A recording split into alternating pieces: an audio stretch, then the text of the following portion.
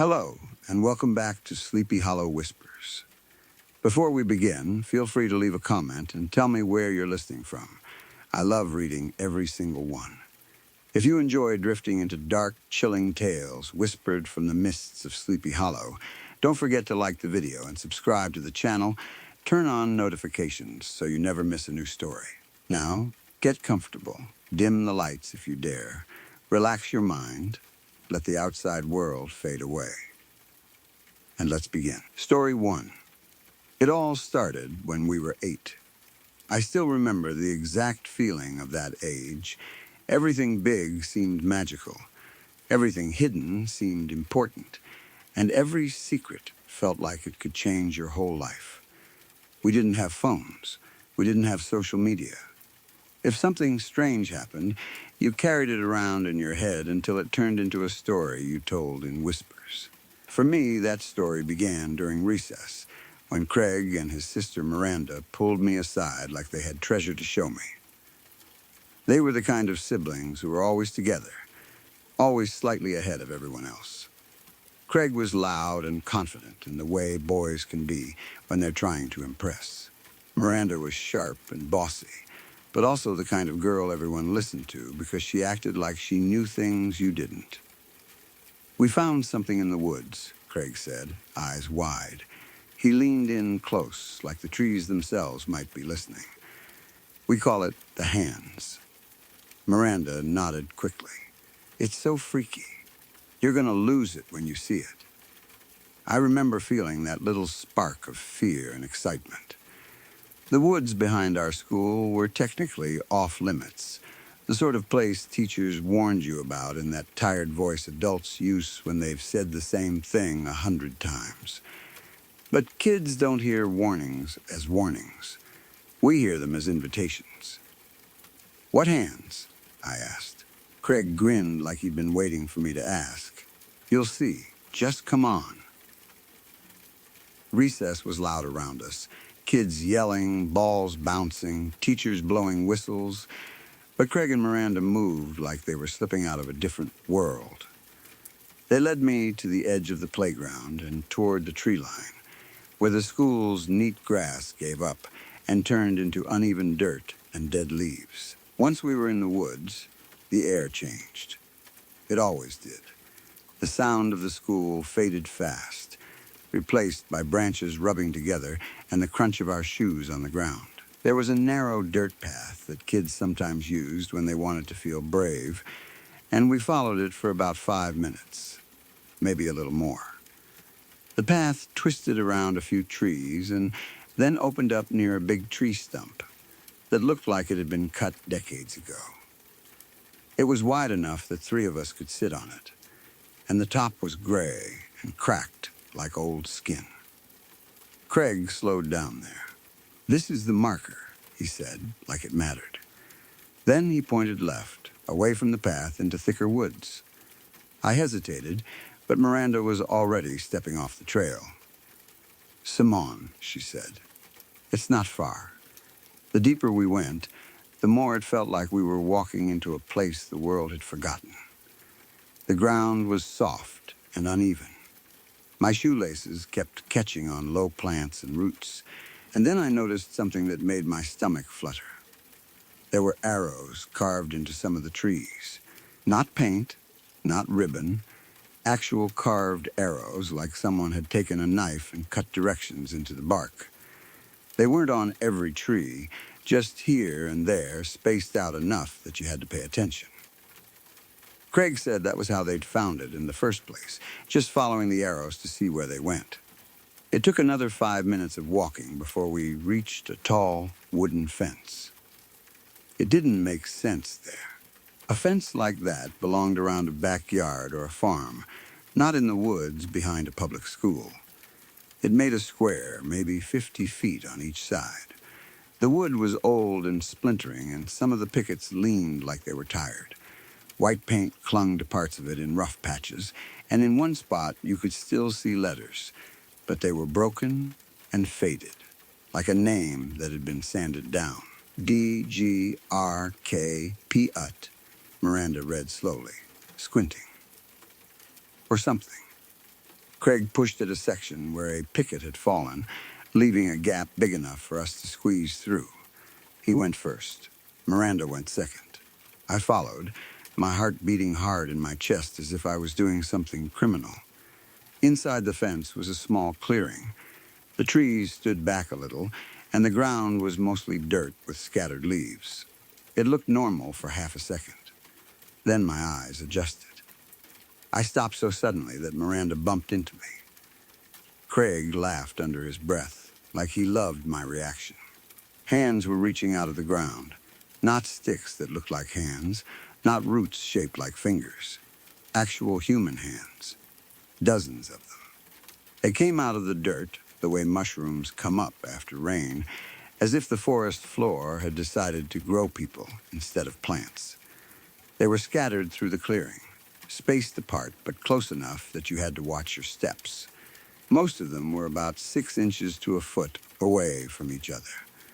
Some were higher, some lower. One of them stood almost a foot in the air, with a whole forearm showing, skin stretched and dirty like it had been outside for a long time. Another was barely there, just a few fingertips pushing through the dirt like it was testing the surface. There were all kinds of hands. Big hands, small hands, old hands with thin, wrinkled skin, younger hands that looked smoother. One hand wore a bracelet that flashed in the light like it was made of polished metal. Another had long nails painted hot pink, bright enough to look wrong in that dark place. I couldn't speak at first. My mouth opened, but nothing came out. My brain tried to make it a prank, tried to make it fake, tried to find strings or props or something that would turn it back into a normal kid adventure. Craig liked that I was frozen. Pretty cool, right? He said. What is this? I finally managed. We don't know, Miranda said, and she said it in a way that sounded proud, like not knowing made it better. Craig stepped forward and grabbed a stick from the ground. He chose one about the length of his arm. He held it like a sword and walked up to a large hand near the center of the clearing. It was hairy, like a grown man's hand, with thick fingers and dirt packed into the creases. Watch this, he said. He poked the hand right in the palm. The hand snapped shut so fast it made a sound like someone clapping once. It grabbed the stick and held it tight, knuckles bulging. Craig jumped back, laughing, but his laugh had that shaky edge kids get when they're scared and thrilled at the same time. Holy, I started. And then caught myself because we were 8 and swearing still felt like doing something dangerous. But the word came out anyway. Do they all do that? Yeah, Craig said, grinning. Pretty much. Miranda pointed at a thick wrist with a muscular-looking hand, the kind you might see on an athlete or a construction worker. Some are faster than the others, she said. That one can catch stuff if you throw it. I looked at the hands again, really looked. Some were open, fingers spread wide like they were begging. Some were half closed. Some looked like they were reaching for the sky, and others looked like they were ready to grab anything that got close. But you can only touch them with a stick, Craig said. Or something. You can't touch them directly. I stared at him. Why not? Miranda answered like it was obvious. Because it gets you. Duh. The way she said it made my stomach twist. What do you mean it gets you? I asked, even though I didn't want the answer. It grabs you, Craig said. And he made a quick motion with his hand, like something snapping shut around a wrist. Like it did with the stick. Only you can't pull away. He said it casually, like he was describing a game, but I could see it in his eyes, that he believed it. They both did. I took a careful step forward, keeping my feet far from the nearest hand. The whole clearing felt like a trap now, like the ground itself had teeth. I watched the hands closely, waiting to see if they moved on their own. They didn't, not at first. They were still, almost patient. We stayed there until the end of recess, standing at the edge and poking at a few hands with sticks. Each time the hands snapped shut, it made my heart jump. The hands didn't let go, either. If you pulled the stick away, you had to tug hard, and sometimes the hand would hold on until the stick broke or slipped free. When it finally let go, it would open again slowly, like it was ready for another try. After that day, we went back again and again. It became our secret spot. It was the kind of secret that made you feel older than you were. At school, the three of us would look at each other in the hallway and smile, like we had a joke no one else would understand. Sometimes we'd bring other small things to test them. A pine cone, a pebble, a broken pencil. Craig loved throwing things at the fast hand Miranda had pointed out. It really could catch. Not every time, but often enough that it made us squeal and laugh, and then go quiet, staring at it like it had proved something important. We also counted them one day because that's the kind of thing kids do when they don't know what else to do with fear. We wanted a number. Numbers make things feel controlled. There were exactly 37 hands. We went around slowly, pointing to each one and counting out loud. When we reached the end and got 37, Miranda nodded like she'd been right about something. Craig said we should carve the number into a tree, but we didn't. Even at 8, we had a sense that leaving our own marks there might be a mistake. The hands themselves were what kept pulling us back. They were disgusting and fascinating at the same time. There was no blood, no fresh wounds. The skin looked dirty, like it had been in soil for a while, but it wasn't rotting. Some hands looked pale, like they never saw sunlight. Others were darker. Some had scars. One had a ring on its finger, dull and scratched. It was impossible not to wonder who they belonged to. That thought was the scariest part, because if you followed it long enough, you ended up thinking about what might be under the dirt. Once, Craig called me over to one particular hand near the edge. "Whoa," he said. "Look at this." I leaned closer, careful not to step too close. "What?" "That hand has a birthmark just like yours," he said. I felt my face get hot immediately. I had a birthmark on the back of my hand, purple and noticeable, and at that age I hated it. Kids had pointed it out before. Adults had said things like, "It's unique, and it makes you special," which is basically the worst thing you can tell a kid who just wants to blend in. Craig pointed to an old-looking hand, pale and wrinkled, the kind of hand that belonged to someone's grandpa. On the back of it was a purple mark, roughly the same shape as mine. Mine looked a little like the state of New Jersey if you squinted. This one did too. For a moment I forgot to breathe. The similarity was too strong to be coincidence, at least in my 8-year-old mind. "That's weird," I said quietly. "Maybe it's your twin," Craig said, and he sounded excited, like he'd solved a mystery. "How could it be my twin?" I snapped. "It's like 100. Craig shrugged. "I dunno." Miranda rolled her eyes like we were both being dumb, but even she stared at the mark for a long time, and I could tell it bothered her too. After that, I kept catching myself looking at my own hand, as if it might change while I wasn't watching. Another time, we saw something happen that made the whole place feel less like a curiosity and more like a predator. We were standing near the fence, talking and poking at a few hands, when a squirrel came into the clearing. Animals usually avoided the place.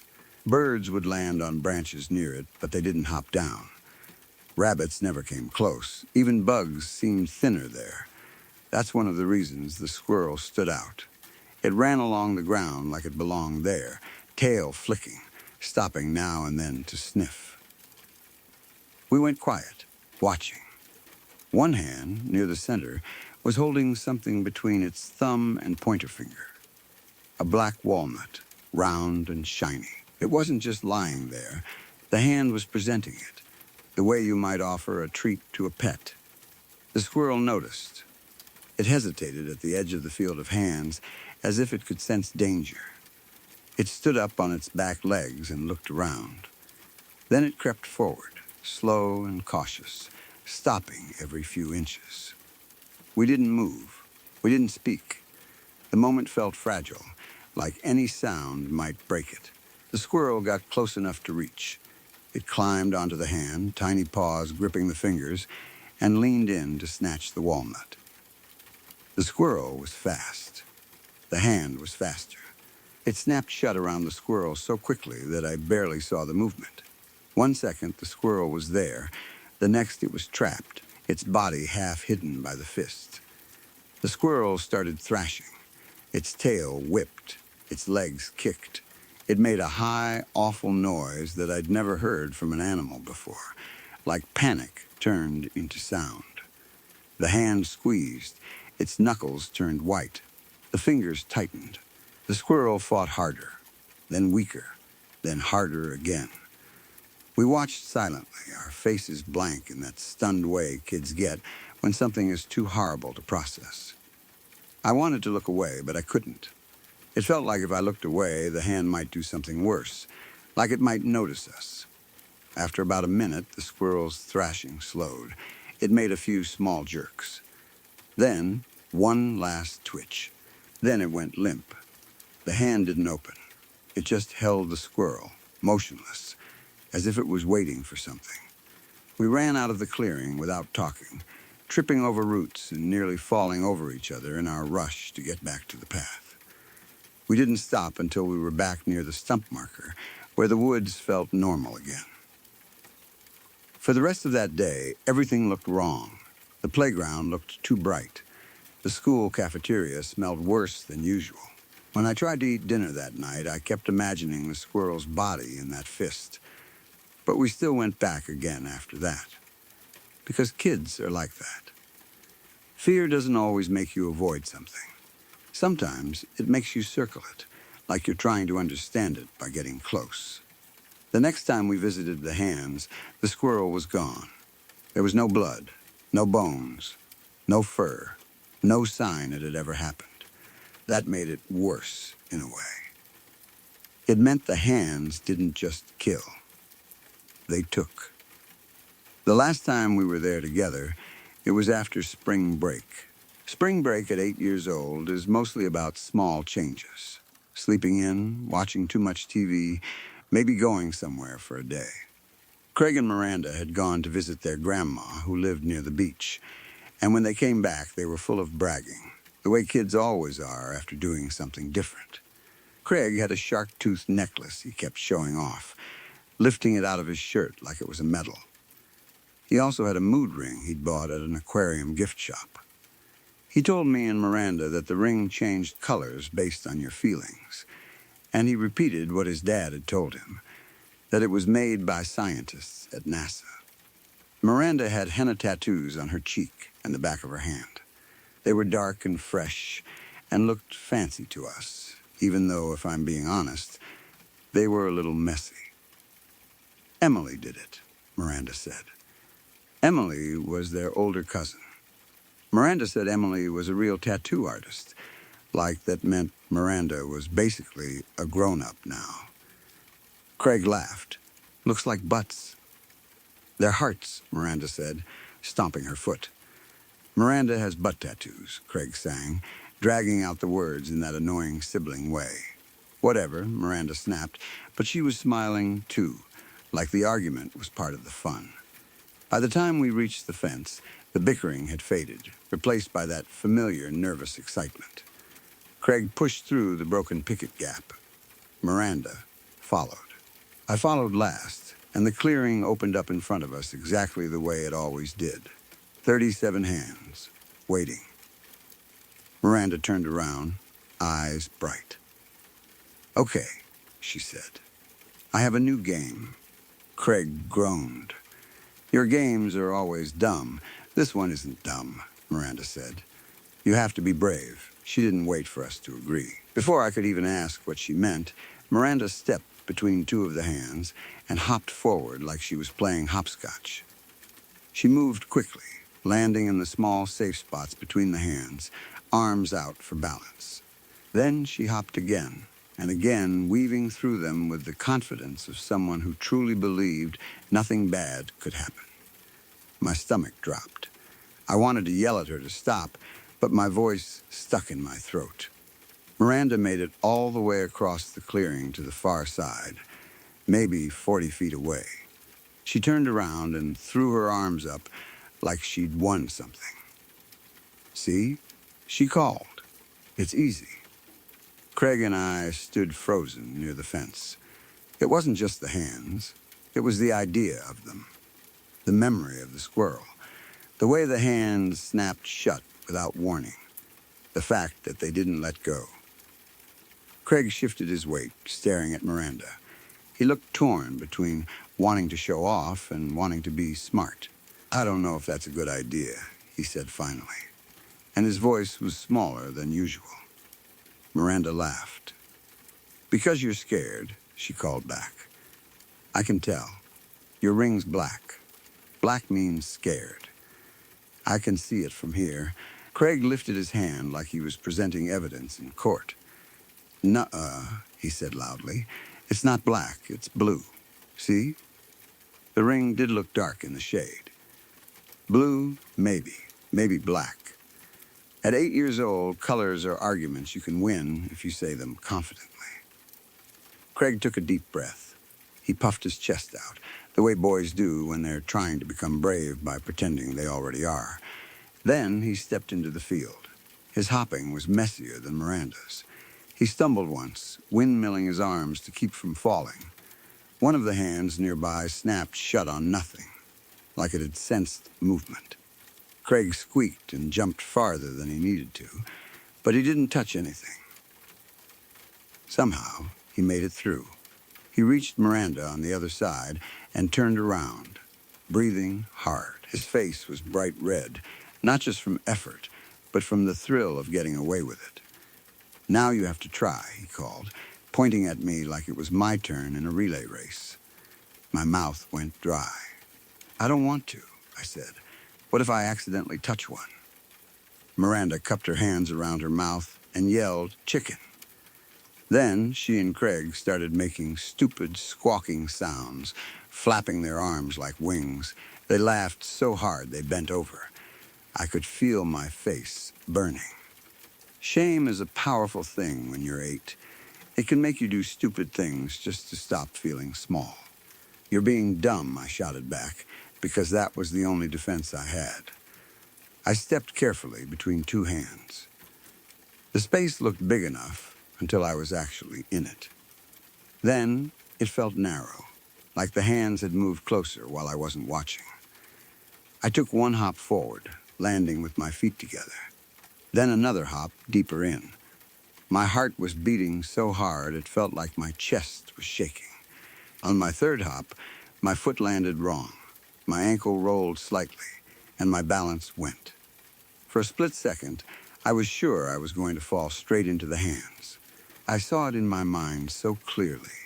My palms hitting the dirt, fingers brushing a wrist, a hand snapping shut around mine. I imagined being dragged down like the squirrel, the ground swallowing me.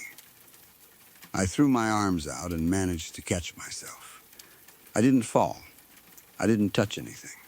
I stood there for one shaky moment, then panic surged through me and I hopped backward as fast as I could, getting out of the field and back to the fence side. Craig laughed. Lame. You barely got in at all. Miranda rolled her eyes dramatically. You didn't even try. My throat tightened. My eyes stung. I hated them for laughing. I hated myself for almost falling. I hated the hands most of all for making me feel weak. This is a dumb game. I yelled, voice cracking. I don't want to play anymore. Then I turned and stormed off into the woods, heading for the path, wiping my face with my sleeve so they wouldn't see tears. Behind me, I heard them calling after me, first teasing, then more serious, but I didn't stop. At the time, it felt like a normal kid fight, one of those dramatic moments that burn hot and then vanish. Now, as an adult, that moment feels like a door closing. I still think about it and wonder if things would have gone differently if I had swallowed my pride and stayed, if I had turned back, if I had made us all leave together. That night, after dinner, there was a knock at my front door. My parents answered, and I heard voices in the hallway. Adults, tense. I came out of my room and saw Craig and Miranda's parents standing there. Their faces were pale and tight, like they were trying not to panic in front of me. They hadn't come home. Craig and Miranda were supposed to be back before dinner, their parents said. They had searched the neighborhood. They had called friends. No one had seen them. My parents looked at me, and I knew immediately what they were going to ask. "Where did you last see Craig and Miranda?" my mom said. My stomach sank. Craig, Miranda, and I had never said out loud that the hands were a secret. But we all knew it. We hadn't told anyone because it was the kind of thing adults would ruin. Adults would make rules. Adults would call the police or the school or put up signs and fences and make sure we never got to feel like explorers again. But now Craig and Miranda were missing, and my secret didn't feel exciting anymore. It felt heavy and dangerous. I told them. I told them about the woods, the arrows carved into trees, the fence, the hands. My mom stared at me like she didn't know what to do with the words. Craig and Miranda's parents looked at each other like they were deciding whether I was lying or whether the world had gone insane. Then they grabbed flashlights and car keys. My dad told me to put on shoes. We went out into the night, 4 adults and me, moving quickly through the quiet streets and into the woods behind the school. The darkness made the trees look taller. Every sound seemed louder. My flashlight beam bounced across trunks and branches, catching bits of movement that made me jump. When we reached the stump marker, I pointed left. The adults pushed through the brush, following me deeper into the woods. I found the first carved arrow and felt a strange relief, like it proved I hadn't imagined everything. The arrows led us to the fence. In the flashlight beams, the old wood looked even more rotten. The faded white paint looked like bone. We slipped through the gap and stepped into the clearing. The adults stopped and stared.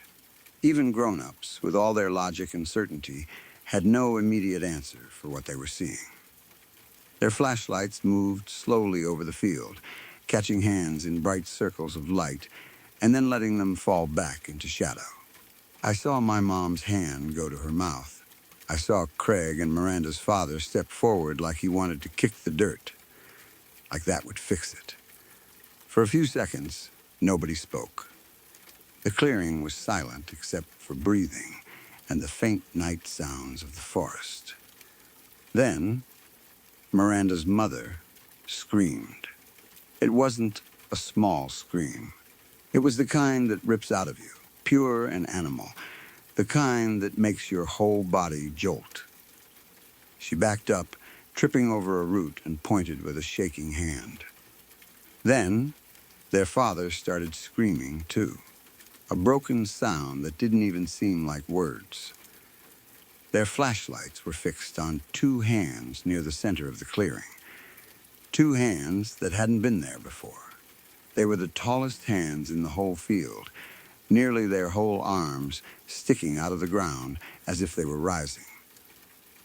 The skin on them looked fresh compared to some of the others. The fingers were smaller. The wrists were thin.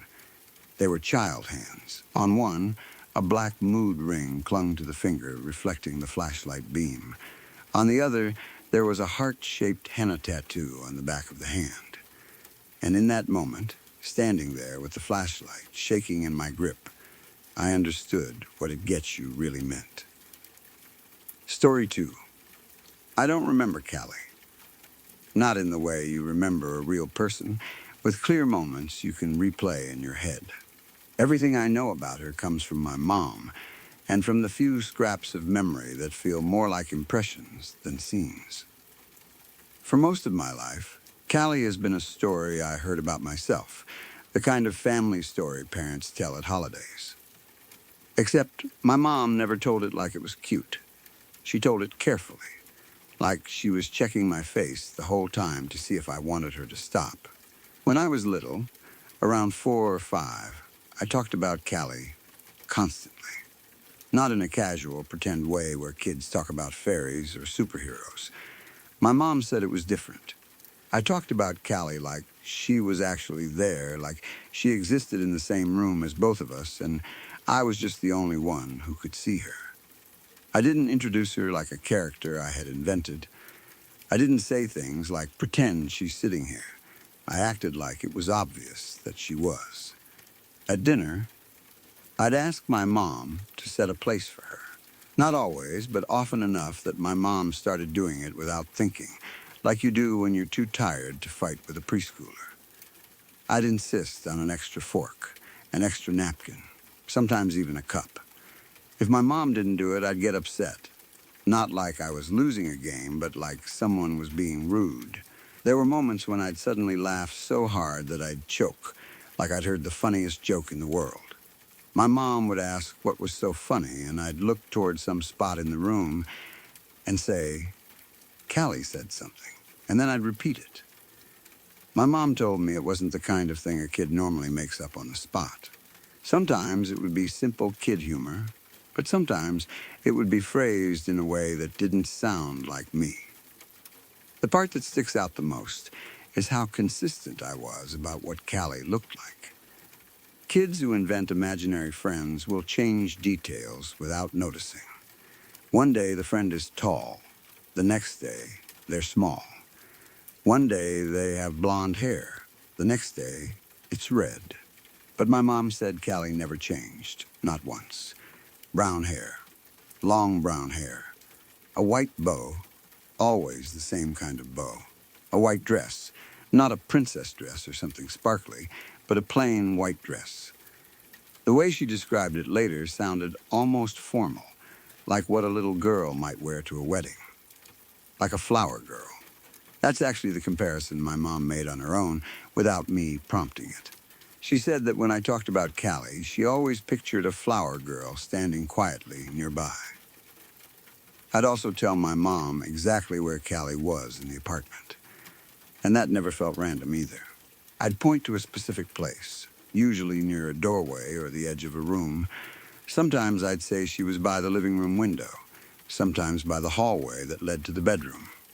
I would say it with this calm certainty, like I was giving a weather report. My mom used a word once that stuck with me. She said it didn't feel like I was imagining. It felt like I was reporting. For a while, none of it really scared her. She told herself what every parent tells themselves. Kids have imaginary friends.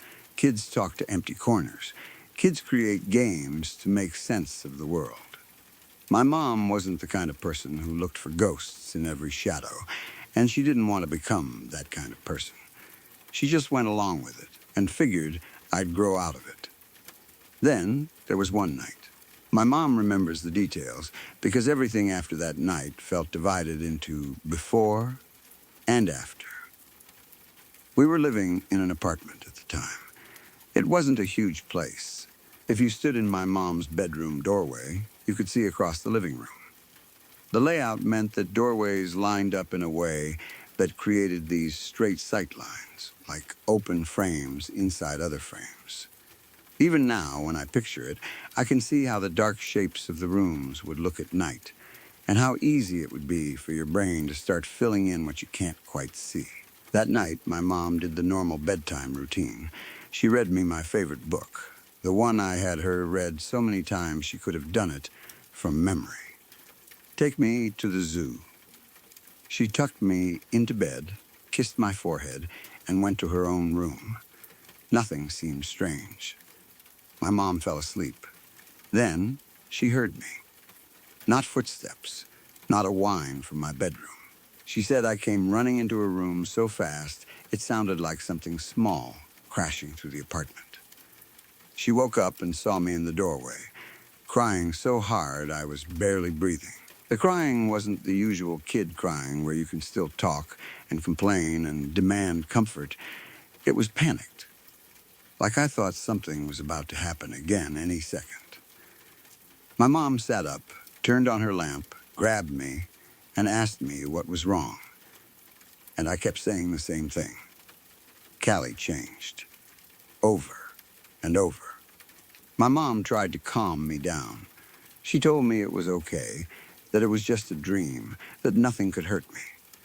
She asked me what I meant, and I said it again, like I was trying to make her understand the seriousness of it.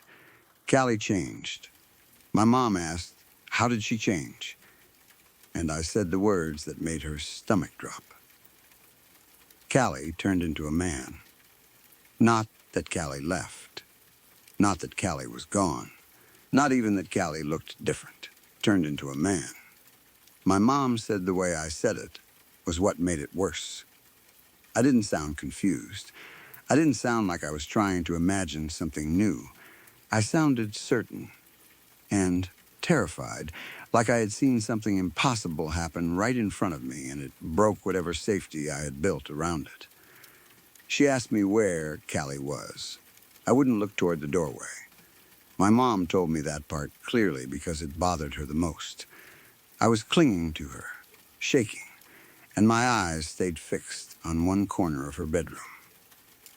Not the doorway to the hall, not the living room, not the place you'd expect a kid to look if they were afraid someone was outside the room. I stared at the corner, like I knew something was there. My mom said she followed my gaze automatically.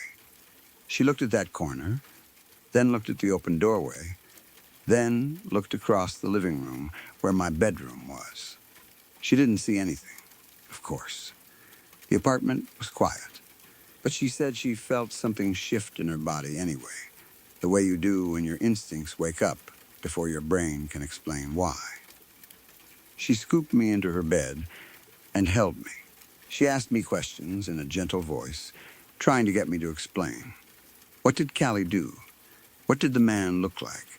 Was he still wearing the dress? Did he talk to you? Did he come closer? I wouldn't answer most of it. I just kept repeating the same sentence, like it was the only thing I could say. Callie changed. My mom stayed awake for a long time after that. She told me later that she kept listening for sounds in the apartment. Pipes, the refrigerator, any little noise that could be explained away as normal. But she also admitted that she didn't leave her bed to check my room. Not right away. She didn't say it like she was proud of that. She said it like she still didn't understand why she couldn't make herself move. Eventually, I stopped crying. I must have fallen asleep, exhausted, still pressed against her. When morning came, I acted like nothing had happened. And that's where the story takes a turn that still makes me uncomfortable. After that night, I never mentioned Callie again. Not even once. No gradual fading like you hear about with imaginary friends, where the kid slowly stops bringing them up, or says they went away, or says they don't want to play anymore. There was no closing chapter. There was no goodbye. One night, I ran into my mom's room terrified out of my mind, and then Callie was gone from my life like someone had removed her from the story. My mom said she tried to bring it up gently. She asked once, a day or two later, if Callie was still around. She expected me to say yes, or no, or at least ask what she meant. Instead, she said I went quiet. Not stubborn quiet like a kid refusing broccoli, more like I didn't want to look at the subject. Like just hearing the name made me shut down. I wouldn't answer her questions about Callie. I wouldn't describe her. I wouldn't say where she stood. I wouldn't even correct my mom if my mom got details wrong on purpose to see if I'd respond. It was like the name Callie became a closed door. My mom told me that for her, the scariest part wasn't the imaginary friend itself. It was the switch. The sudden, complete silence after years of me talking like Callie was in the apartment with us. A kid's imagination doesn't usually snap off like that. It drifts. It changes. It finds new games. Mine stopped. Not only that, but my sleep habits changed. My mom says that after that night, I started sleeping with my bedroom door open, wide open, not cracked, open. If she tried to close it after I fell asleep, I'd wake up, sometimes immediately, sometimes an hour later. I'd get up and open it again without saying much, like it was non-negotiable. I don't remember the beginning of that, but I do remember the habit.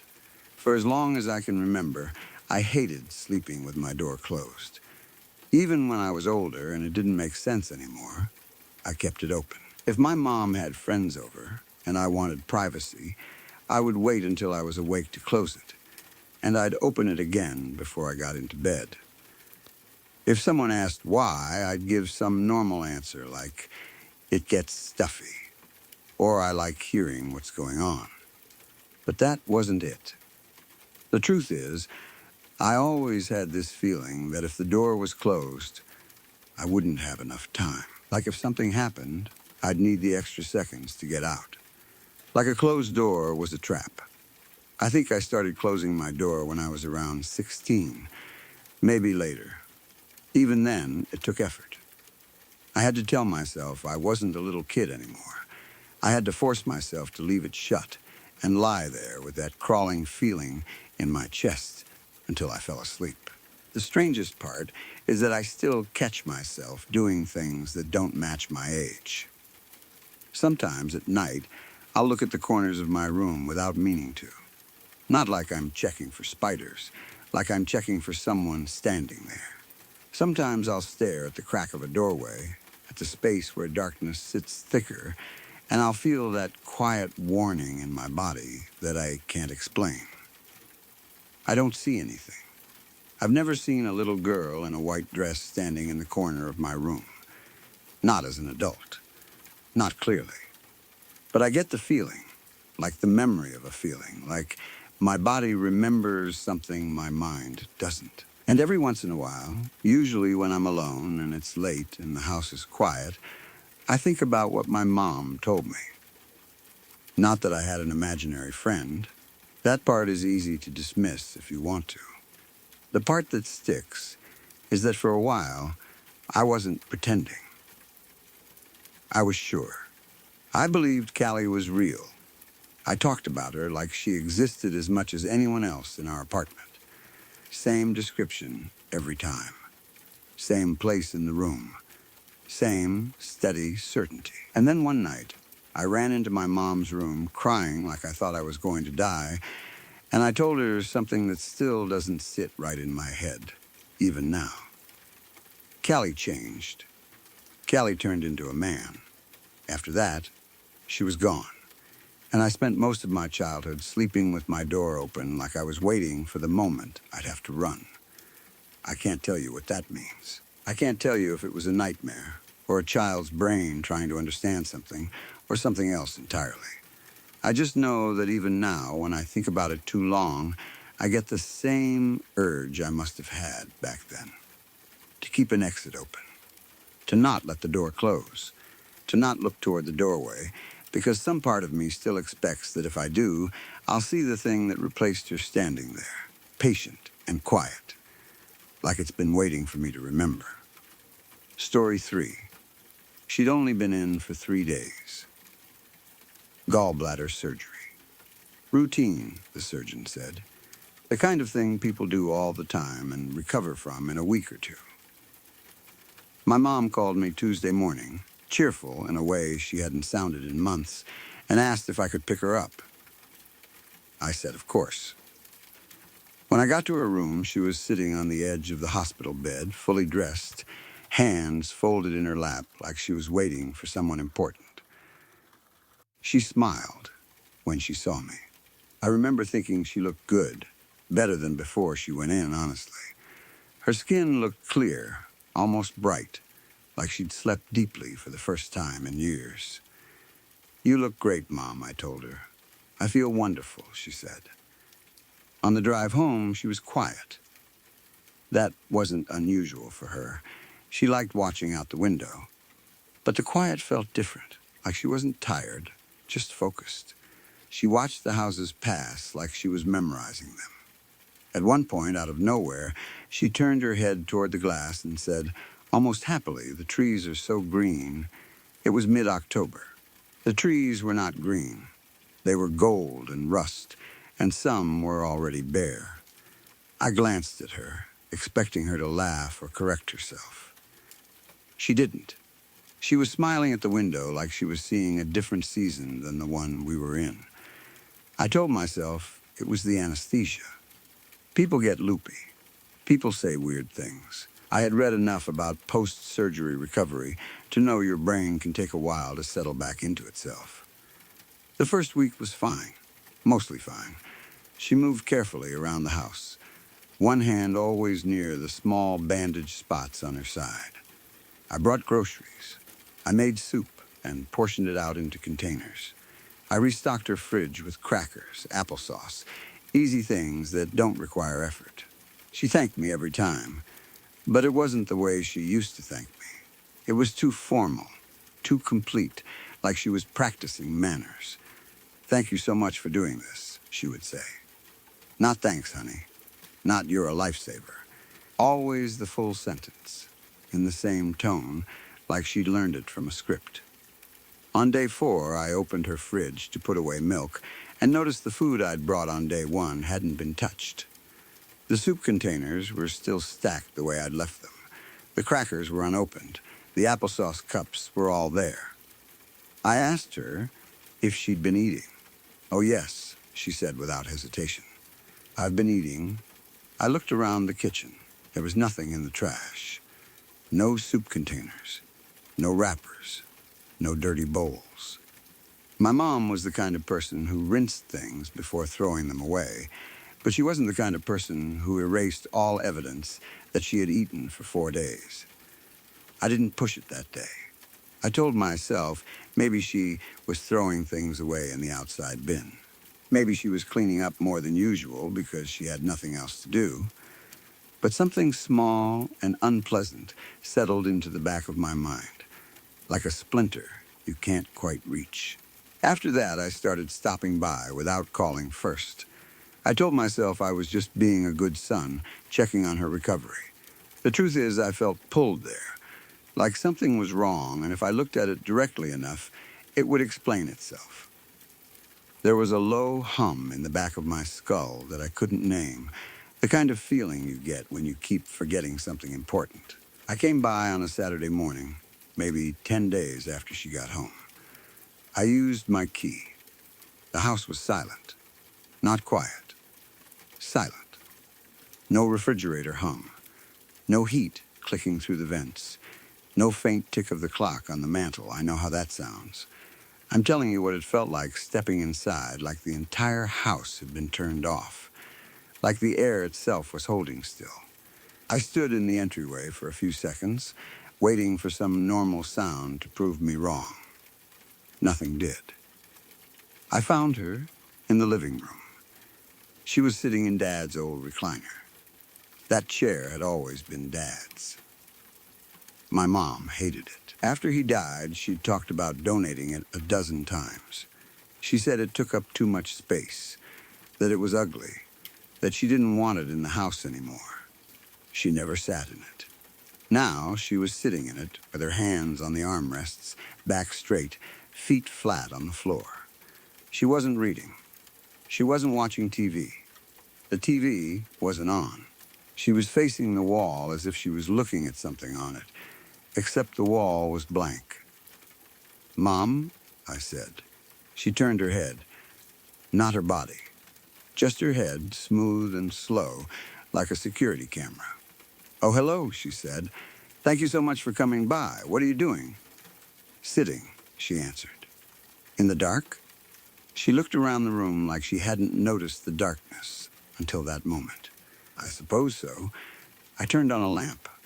The light made me notice things I hadn't seen when I walked in. The house was immaculate, but not in her normal way. My mom kept things tidy, but the house always looked lived in. Magazines on the coffee table. A throw blanket folded over the couch. Her reading glasses by the sink. A pen on a notepad. This was different. Every surface was bare. No clutter, no personal mess, no signs of daily life. It looked staged, like a house in a catalog. The photographs on the mantel were still there, but they'd been rearranged.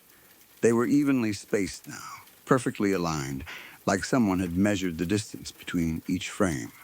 The family pictures looked less like memories and more like decorations. I went into the kitchen and opened the fridge again. It was empty, not just missing the soup, empty. Shelves bare, door compartments bare. The milk I had brought earlier in the week was gone. Everything was gone. The trash can was still clean.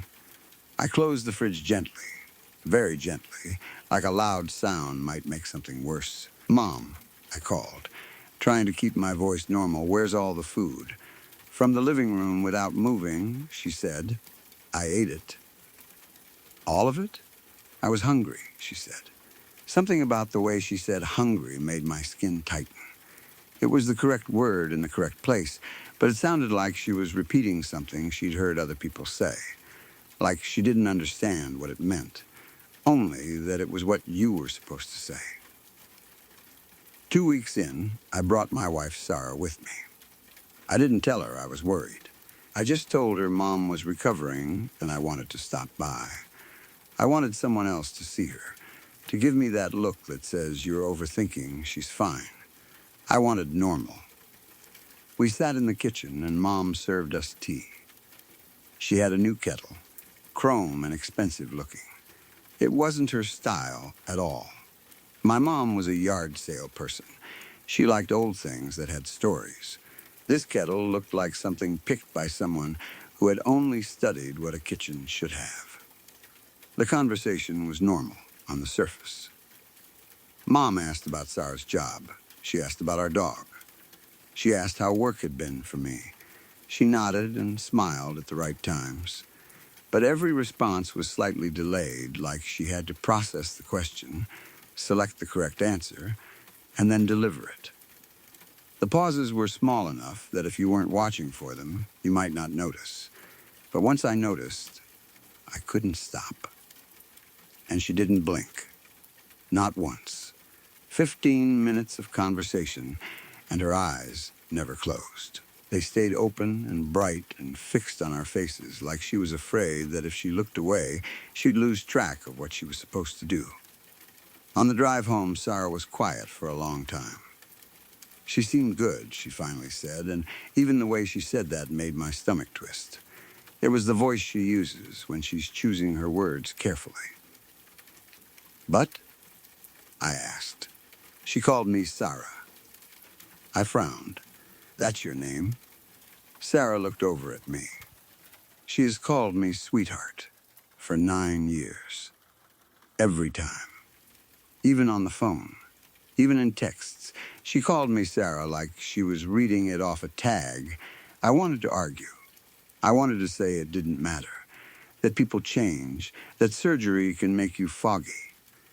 But Sarah's face wasn't accusing. It was uneasy. Like she had felt something in that kitchen and didn't want to name it.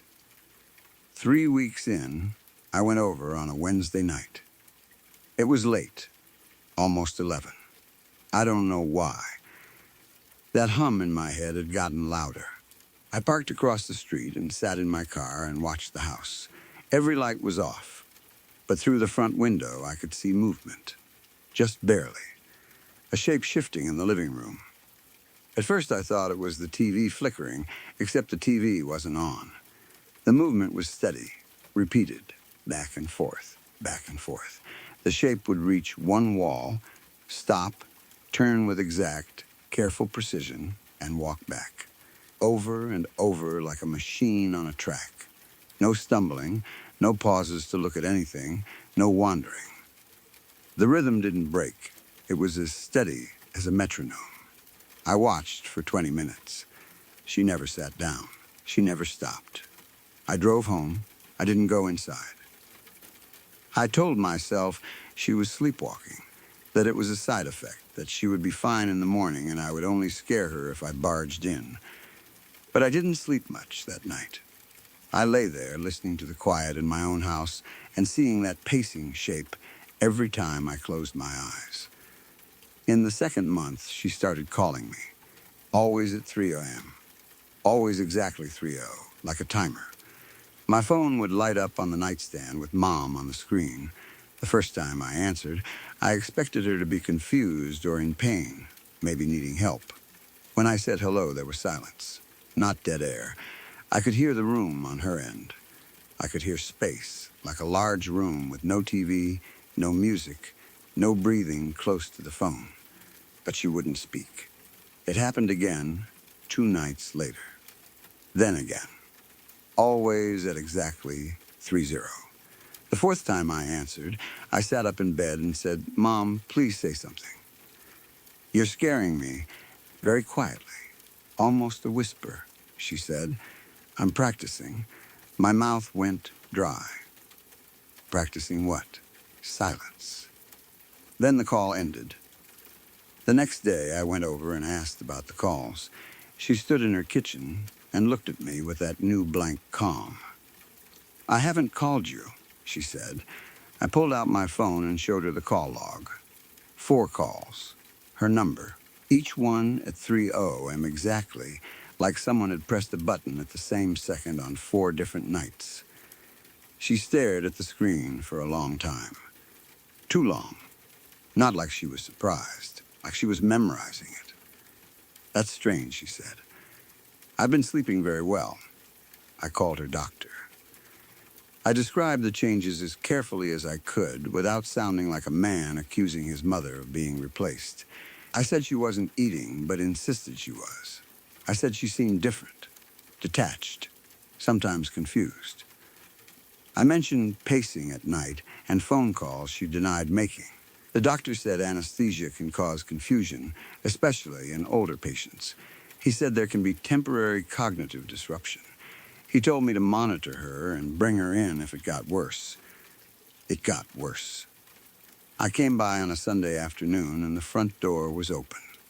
Not unlocked. Open. Wide open. It was November and the air outside was sharp and cold. The house felt like a freezer. "Mom?" I called as I stepped inside. No answer. I found her in the bathroom. She was standing in front of the mirror. When I came in, she didn't turn around. I could see her face in the reflection. She was smiling. Not my mother's smile. This one was too wide, stretched past what looked comfortable. The muscles in her cheeks and around her mouth were doing something they shouldn't have been able to do. It looked painful, like a strain held for too long. Her eyes were locked on her own reflection with a focused intensity that made my stomach drop. "Mom?" I said again, softer. Still facing the mirror, she said, "I'm getting better at it." "Better at what?" She turned around. The smile vanished instantly, like flipping a switch. Her face settled into something perfectly normal, perfectly calm, as if the other expression had never been there. And somehow that was worse than the grin, because it meant it wasn't a mood. It was a choice. "At feeling better," she said. "Isn't that what you want?" My mouth opened, but nothing came out. I stared at her, trying to find anything familiar in her eyes. She stared back with patient attention, like she was waiting for me to say the correct next line. That night, I ordered a camera online, a nanny cam, small enough to hide. I'm not proud of it. It felt like a betrayal, but I was sleeping 2 hours a night, and I needed something solid, something I could point to, something that wasn't just my fear. I installed it in her living room the next day, hidden on a bookshelf behind a row of old hardcovers. I aimed it through a small gap between the spines. You wouldn't notice it unless you knew exactly where to look. The first night I checked the footage, I almost threw my laptop across the room. At 2:47, and my mom walked into the living room. She moved calmly, not sleepy, not confused. She stepped into the center of the room and stopped. Perfectly still. She stood there for 6 minutes without shifting her weight, without scratching, without adjusting her robe, without doing any of the tiny unconscious movements people do when they're alive in their bodies. Then she started to move. She stretched her arms out to the sides and rotated them slowly, like she was testing the joints. She tilted her head left, then right, far past what should have been comfortable, like she was checking how far it could go. She opened and closed her hands, staring at them. Then she flexed each finger one at a time, deliberately, like she was counting them or learning how to use them. My stomach turned. My skin felt hot. I kept watching because I couldn't stop. Then she looked up, directly at the camera, directly at it, like she could see through the books and the angle and the hiding place. She smiled, the too wide smile, and she waved. It wasn't a normal wave. It was the kind of wave a small child does when they're learning what waving is. Mechanical, careful, each finger moving separately, like the hand wasn't quite hers yet. Then she spoke, clearly enough that the microphone picked it up. "I know you're worried," she said. "But she's not in pain anymore. I want you to know that she, not I. I didn't think. I didn't plan. I grabbed my keys and drove to her house at 3 a.m, heart hammering, hands shaking on the steering wheel. I parked crooked and ran up the steps and pounded on the door so hard my knuckles hurt. A moment later, the door opened. She stood there in her bathrobe, hair slightly mussed, face soft with concern. She looked normal. She looked like my mother. "Sweetheart," she said, "what's wrong?" That word hit me like a punch. She hadn't called me sweetheart since she came home. She'd been calling me by my name, full and formal, like I was a stranger. But now, at 3 a.m, with me shaking on her porch, she used the right word. The word that should have calmed me. Instead, it broke something in me. Because it sounded like she had finally learned when to use it. Like she had been practicing that too. I walked inside without waiting for an invitation. I don't even remember taking my shoes off. I sat her down at the kitchen table like I was the parent and she was the child. My hands were shaking so badly, I almost dropped my laptop. I played the video. I watched her face as she watched herself on the screen. Standing in the dark, moving wrong, looking straight into a camera she shouldn't have known existed, smiling that impossible smile and waving like she had just learned the shape of a greeting. She watched the whole thing without flinching. Her face showed nothing at all, no surprise, no confusion, no anger. When it ended, she looked at me. She looked at me for a long time. Then something in her expression shifted, subtle but unmistakable, like something behind her eyes adjusted itself, like a mask being fitted from the inside. "You weren't supposed to see that yet," she said. Her voice was different, lower, flatter. Not my mother's voice, even though it came from my mother's mouth. "I needed more time," she added. My throat tightened. "More time for what?" "To learn her," she said, and her eyes didn't move the way eyes usually do when someone is remembering. They stayed fixed on me. "To learn how she held her mouth when she was happy. How she said your name. The way she touched your hair when you were small." She paused for a moment, as if checking whether her words were landing. "That one has been the hardest," she continued. "The love. It doesn't translate well. I've been practicing, but it keeps coming out wrong. I couldn't move. I couldn't breathe. My whole body felt locked, like my muscles had forgotten what to do." "What are you?" I whispered. She smiled, but not the too wide smile this time. A smaller smile. Almost sad. Almost right. The effort of it made my stomach twist even more, because it meant she understood what I needed to see and was trying to give it to me. "She prayed," the thing said softly. At the end. On the table. When her heart stopped for 2 minutes before they brought her back, It reached across the table and placed its hand on mine. Her hand was cold. Not cool, not clammy. Cold like a countertop. Cold like something that had been sitting in a dark room for hours. She prayed for more time with you, it said. I am what answered. I pulled my hand back so fast the chair legs scraped the floor. I stood up, dizzy, like I might pass out. For a second, I had the urge to run out the door and never stop running. But I didn't. Because she was sitting there in my mother's bathrobe in my mother's kitchen with my mother's face, and some part of me kept trying to fix it by pretending it was still her. Some part of me thought if I said the right words, if I acted normal enough, my real mom would blink back into place like a light turning on. I left not long after that, though I don't remember exactly how. I remember the drive home more than anything. The streetlights looked too bright.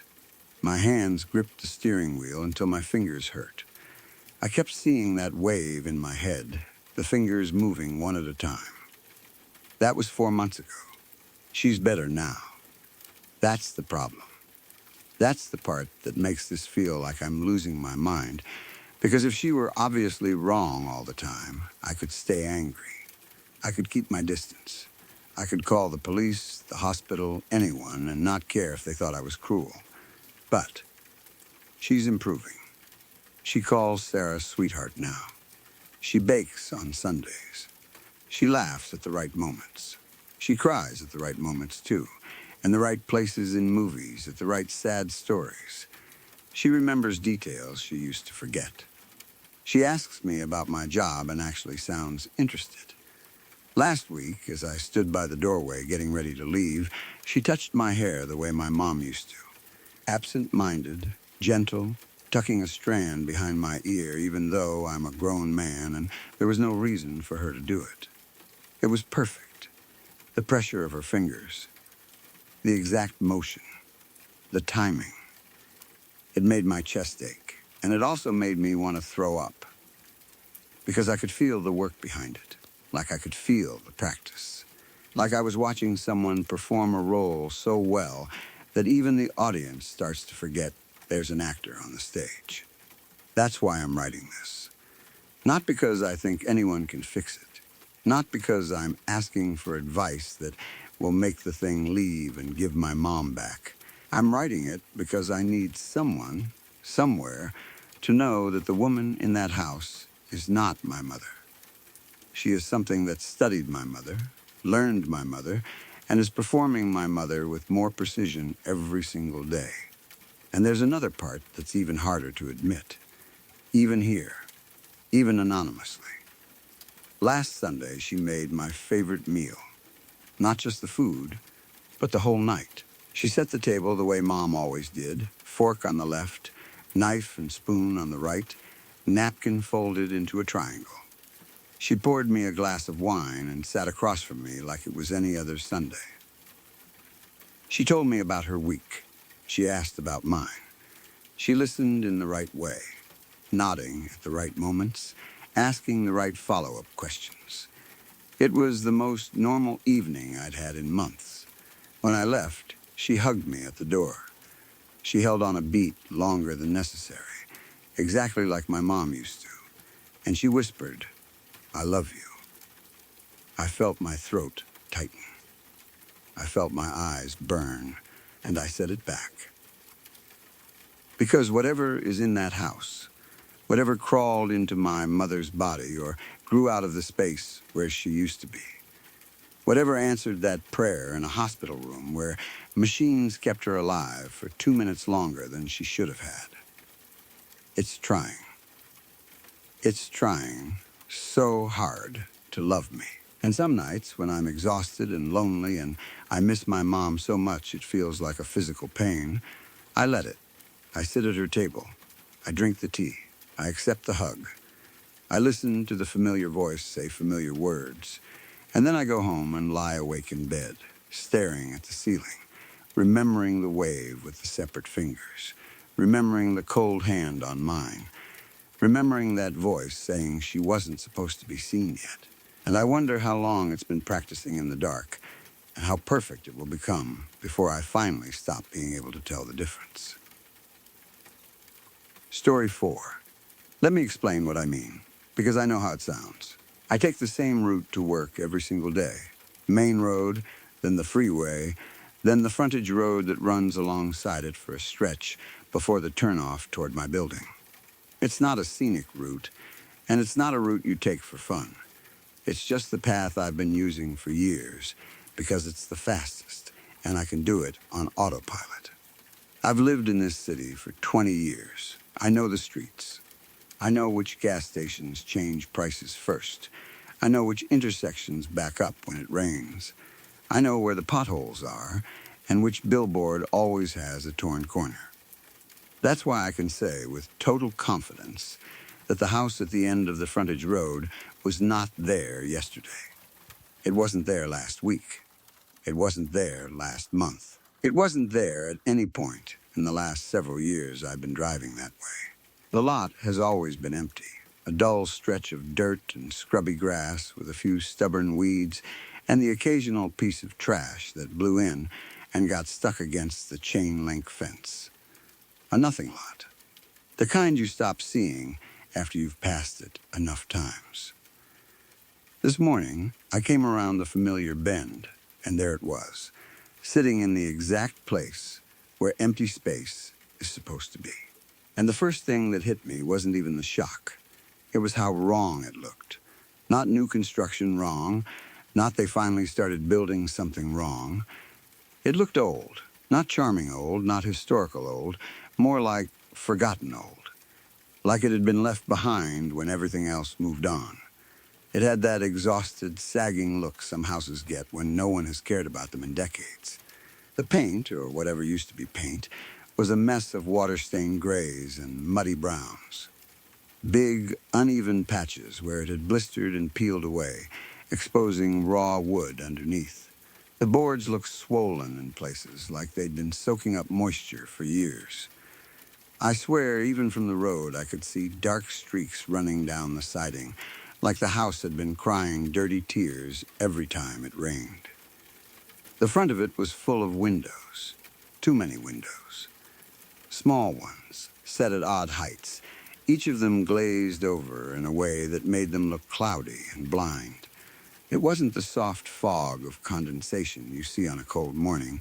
It looked more like old rain trapped behind glass that hadn't been cleaned in a long, long time. Every window felt like an eye that didn't match the face it was on, like someone had added them later without caring where they belonged. There was a porch with 2 thick white columns holding up the roof overhang. Except, white was generous. The columns were flaking badly, paint splitting into curls and strips, the wood underneath showing through like bone. They looked tired, like they were holding their breath under the weight above them. The porch roof pitched forward at an angle that made my spine tighten just looking at it, like it was always one strong wind away from giving up. The main roof was worse. I could see large patches where shingles were missing. Not the clean look of a renovation, but the uneven bald spots of something that had been ripped off piece by piece. There were sections that dipped slightly, like the beams underneath had softened. Some parts looked like they had already caved in and been propped back up the best someone could manage. The whole thing had that dangerous feel of a place you don't walk under. And then there was the ivy. I'm not talking about a small plant someone put there for decoration. I mean real ivy, thick and tangled, crawling up one side like it had all the time in the world. It climbed into cracks and wrapped around boards and vanished under the eaves. The kind of ivy that takes years to spread like that. The kind that doesn't happen overnight. I drove past it at 45 miles an hour and still felt like the house had reached out and grabbed my attention by the throat. My eyes kept snapping back to it in the side mirror as I went on, like I was afraid it would do something when I stopped looking. Now here's the part that probably makes me sound like a terrible decision maker. But it's true. I love horror. I'm the person who watches scary movies late at night and then complains they weren't scary enough. I'm the person who hears creepy abandoned building and thinks, that sounds like an experience. I'm not proud of that, exactly, but it's how my brain works. So my first reaction, after the shock wore off, was this ridiculous, thrilled thought. Hell yes. A weird old house that just appeared where an empty lot used to be? That's the kind of thing people write stories about. That's the kind of thing you tell friends and they either laugh at you or they start asking where it is because they want to see it too. For a few minutes, I actually tried to be rational. Maybe I just never noticed it. Maybe it had been hidden by trees. Maybe there'd been construction barriers and I'd somehow missed it. Maybe they'd moved a whole house onto the lot overnight, which is a thing that can happen, even if it's rare. I even entertained the idea that it was some kind of pop-up haunted house attraction. You know those seasonal things that appear in empty spaces with big banners and fake gravestones, except this one forgot the banner part. But the more I pictured it, the less any of that made sense. There hadn't been equipment. There hadn't been workers. No dumpsters, no orange cones, no temporary fencing. And even if someone had moved a house there, it wouldn't look like that. Not unless they dragged it out of a swamp. By the time I parked at work, I was already itching to look it up. If there was a house there, it had to have an address, a deed, something. You can't just drop a building onto a lot in a decent-sized city and expect it to be invisible on paper. So, I did what anyone does now. I opened my phone and started searching. First, I tried the obvious. I typed the closest cross street and scanned around on Google Maps, looking for the lot. It showed up easily. Same bend in the road, same thin stretch of frontage road running like a dull ribbon beside the freeway. But the house wasn't there. On the map, the lot was still empty. Just a pale patch, like bare dirt. No building outline. No roof shape. Nothing that suggested there was even a structure. I switched to satellite view. Same thing. Empty. I pulled up street view, thinking maybe it just hadn't updated. The little blue line appeared, and I dropped the pin at the nearest spot. The image loaded, and there was the frontage road exactly as I remembered it, cars blurred in motion, sky washed out, and the lot was empty. I felt a weird jolt of irritation, like the internet was gaslighting me. So I used the timeline slider, the historical images, thinking maybe the street view car had driven by recently and caught it, or maybe I could see when construction started. Every year showed the same thing. Empty dirt. Empty dirt. Empty dirt. I zoomed in. I moved forward and backward along the road. I checked angles. I kept expecting, any second, for the house to pop into view like it had in real life. Nothing. At that point, I told myself it really could be a glitch. Google Maps isn't perfect. Street view can be old. Satellite images can be outdated. Lots of reasons. Still, my brain wouldn't let it go. So I looked up the address for the lot. Technically, it has one. It's been a numbered parcel forever, the kind of place you never think about because there's nothing on it. I found the address through a city parcel viewer site, cross-checked it with another public record listing, and then typed the address directly into Google. It pulled up the location. It still showed an empty patch of dirt. I sat there at my desk, staring at my screen, feeling my excitement flatten into something more uneasy. Like the situation was getting less fun creepy and more this isn't following the rules. I decided to try Zillow next. Because why not? If a house exists, it might be listed in some way, even if it's not for sale. Sometimes you can find old photos, tax estimates, weird little scraps of data. I typed the address into Zillow and hit search. For a second, I actually thought I'd found it. A listing popped up. Same lot. Same bend in the road. And the thumbnail image wasn't empty dirt. It was the house. Not a fresh photo either. It looked older, like it had been taken years ago and then digitized. The colors were muted and strange. The image had that grainy texture you see when a picture is scanned from paper. It wasn't a modern phone photo at all. It looked like someone had found a photo in a drawer, scanned it, and uploaded it as proof the house existed. My pulse sped up. I clicked. The page loaded just long enough for me to see a price field that didn't even have a number. It just said, like the site couldn't decide what it was worth. Then, before anything else could fully appear, the screen flashed and kicked me to a 404 error page. I stared at the error message, waiting for it to fix itself. Sometimes websites glitch. Sometimes links break. It's annoying, but it happens. I hit refresh. 404. I hit back and clicked the listing again. It wasn't there anymore. I searched the address again. Nothing. No listing. No photo.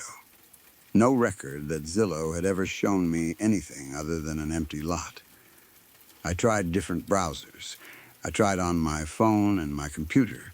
I tried using the address, the street name, the zip code. I even tried searching with nearby landmarks. It was like the listing had popped up just to prove I wasn't crazy and then erased itself immediately. And I know how ridiculous that sounds. I know.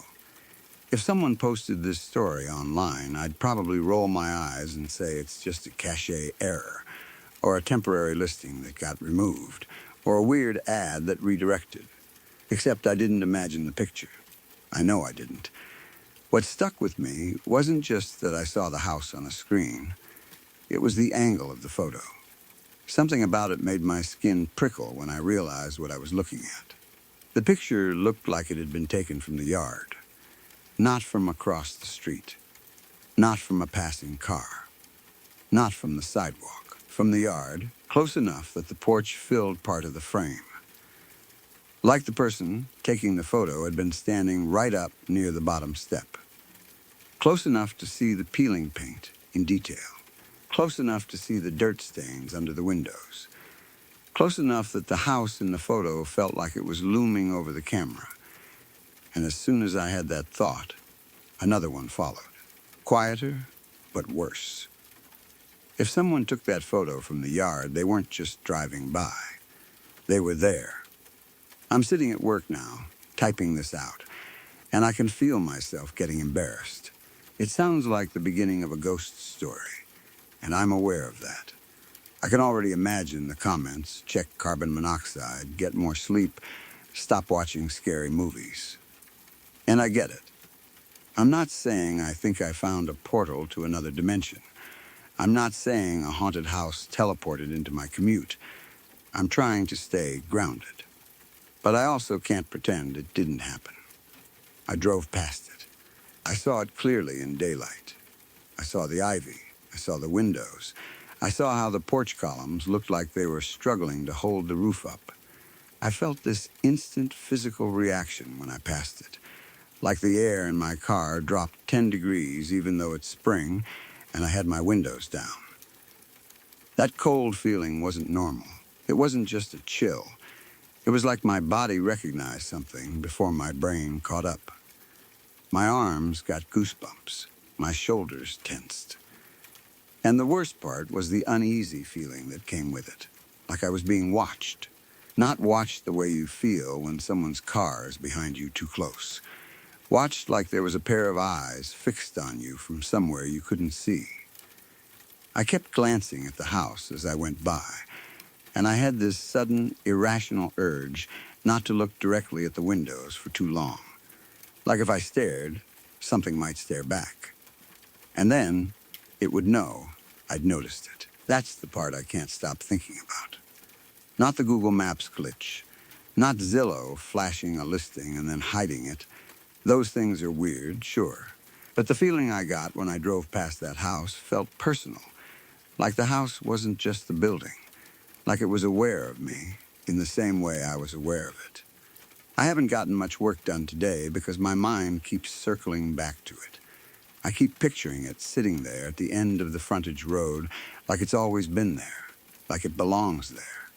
And I keep picturing myself driving past it tomorrow morning. Because here's the thing. If it's still there tomorrow, I'm going to have to accept that it didn't just appear for a moment. It's going to become part of my route, part of my landscape. And I don't know what scares me more, the idea that it will still be there, or the idea that it won't. Right now, if I had to place a bet, I'd say it's some kind of elaborate haunted house pop-up, or a weird art project, or a film set that went up overnight. Something explainable, something human. But if that's true, why isn't it online anywhere? Why would an entire house, sitting on a lot with a known address, still show up as empty dirt on every map and every old street view image? And why did I see a listing for it for only a few seconds, like a blink, and then nothing? And why did it feel so cold when I passed it? I'm going to drive by it again after work, slower this time if I can. I'm not planning to stop. I'm not planning to walk up to it. I'm not trying to get myself killed in the first chapter of a story. I just need to know if it's real, in the same way everything else is real. If other people can see it too. If it casts a shadow at the right time of day. If it's there on camera when I take a picture. Because right now, it feels like I'm the only one who's noticed it. And that makes the whole thing feel less like a weird discovery and more like I've been chosen by something I don't understand. I'll update later, if it's still there. Or if it's gone. Either way, I don't think I'm going to forget that house. Not after the way it looked at me, because I know how that sounds, but that's the closest word I have for it. When I drove past with my windows down, warm spring air on my face, and that sudden, impossible cold settling over my skin like a warning. Story 5. I heard the creaking a little while ago. It was so soft I almost talked myself out of it. The kind of sound you blame on an old house settling. One small shift of wood, one faint groan in the ceiling. If you're tired or distracted, you can ignore it. You tell yourself it's nothing, because believing it's nothing lets you keep sitting there in the dark, safe in your routine. But once you notice a noise like that, it's hard to let it go. The thought stays with you. It sits in the back of your mind and starts to itch, and the more you try not to scratch it, the worse it gets. You start imagining things you don't want to imagine. Rats, a broken beam, a branch tapping the roof. And then, because your brain is cruel, it goes further than that. You picture a person up there, just above your head, standing between the rafters where you keep old boxes and forgotten junk. After a few minutes, I couldn't sit still anymore. I got up and headed for the stairs. I moved slowly, not because I was scared, but because I didn't want to create extra noise. I wanted to hear the house clearly.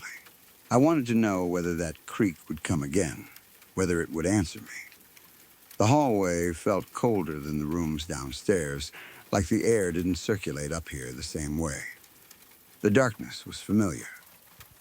I've lived in this house long enough to know every uneven board and tight corner, and I didn't bother turning on the lights. I walked like I belonged there, like the shadows were mine. As I climbed, I kept my breathing calm and even, in and out, steady, the way you do when you don't want your nerves to take over. I let my hand slide along the wall, more for comfort than guidance, and stepped around the furniture that had been pushed into the upstairs landing months ago, the pieces no one ever looks at unless they're moving in or moving out. The attic entrance was exactly where it had always been. A small hatch in the ceiling with a folded ladder hidden above it. I stood under it for a moment, listening. Nothing. No footsteps. No shifting. No more creaking. That should have been reassuring, but it wasn't. It only made the silence feel staged, like something was holding still on purpose. I reached up and found the pull cord for the ladder. My fingers closed around it, and I started to pull the steps down as carefully as I could, trying not to add my own house-settling noises to the situation. The ladder loosened and lowered in small jerks until it unfolded and rested against the floor with a soft tap. I put my hand on the hatch and pushed it open just a few inches. Warm air drifted down, dusty and stale. Attic air always has a smell: dry wood, insulation, old cardboard, the trapped scent of things that haven't been touched in years. I leaned closer and peered through the narrow gap. It was pitch black up there at first, the kind of black that doesn't feel empty. I waited, letting my eyes adjust. I kept my face still in the opening, and I breathed in slow and quiet, so I wouldn't fog the little space with panic. My heart beat hard against my ribs, but I didn't move. As my eyes adjusted, shapes began to form. A sloping ceiling, the outlines of stacked boxes, a broken chair leaning against something covered in a sheet. The attic felt bigger than it should have, like the darkness stretched the space. Then, I noticed the small window at the far end. Moonlight poured through it, pale and thin, lighting just one section of the attic floor. It didn't brighten the whole room, only that one rectangle, like a stage spotlight. Everything outside that patch stayed swallowed by black. I watched that strip of moonlight the way you watch the edge of a forest at night.